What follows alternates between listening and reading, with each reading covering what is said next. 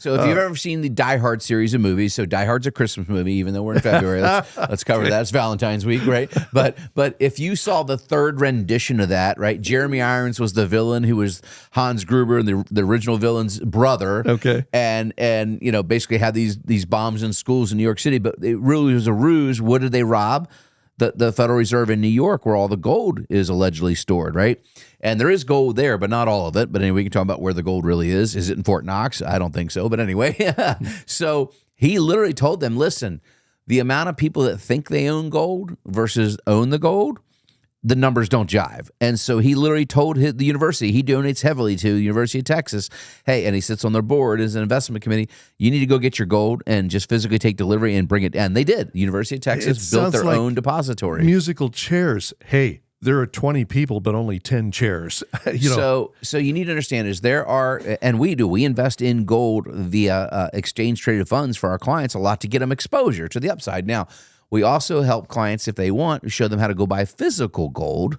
Now, we don't want to do that in your IRAs. We talk about the dangers of that. But if you want to go buy it, we have places locally we recommend people go look to have. I have physical gold and physical silver. I own it. It's in my hand or in my safe, right? I can touch it, feel it. But there are certain ETFs that simply are tracking the price of gold that don't own the gold. So, and there's multitude of these ETFs out there. You want to make sure the one you own is legit and can actually produce it. And the reason is right now in London, there are people coming for physical delivery and they're telling people, it'll be 6 weeks before we can deliver it. And people are speculating, well, I don't think they have any left. I think they're out of gold. I think they ran out of their deposits and they don't want to let anybody know. Here's what I can't figure out. I'm thinking of the Bailey Savings and Loan, and It's a Wonderful Life. That I understand financial institutions, they make loans to people. They don't keep every single dollar, every single penny and that's right the difference there on here site. Because that's fiat currency, and exactly when you make a deposit. But with gold, it's a different ballgame, or correct. It's supposed to be. It's supposed to be a different ball. You are correct. So in other words, if they've lent it out, do they have the right to go collect it back? Is it collateral, or are they fibbing and they're telling you no, it's down there 7 floors below in a vault in a vault down below 700 feet below ground, etc. Or are they lying? And so there's speculation. And we've seen a parabolic move. Now, I'm not telling you to go out and rush and buy gold and chase it. I do believe gold going higher. I will tell you that. But again, you need to understand risk versus reward here. If you're in your retirement, you certainly should have exposure to these things, but you need to have it in a appropriate portion. And the other thing is gold is over 90-1 right now, gold to silver prices, Chip.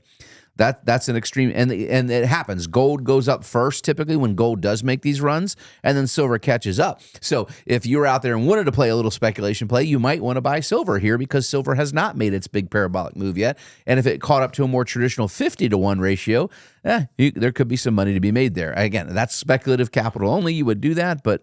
So is there a Bond villain out there somewhere hoarding gold, or how is this shortage happening? What's happening is, yes, you're seeing sovereign nations buy the physical gold. The retail investors have not been buying physical gold that much. In fact, it's down.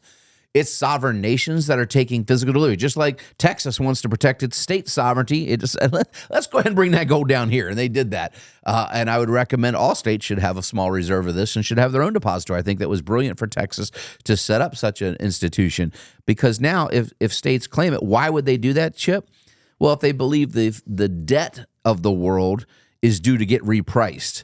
In other words, what happens when a country overspends, right? They have to finally declare bankruptcy, and we've seen many nations default on their debt. We reprice the value of their debt. So if you have hard assets, it goes up in value against the currency that got crushed because of that devaluation, right? So if the dollar, which some people have been crying forever, the dollar's going to go down in value, which has gone up the last several years. If the dollar were to devalue by 20%, your gold in the terms of dollar prices would go up 20%. Does that make sense? It's a hard asset, and it's a great inflationary hedge. But again, should not be the only asset someone holds, but it's something to keep an eye on here for sure.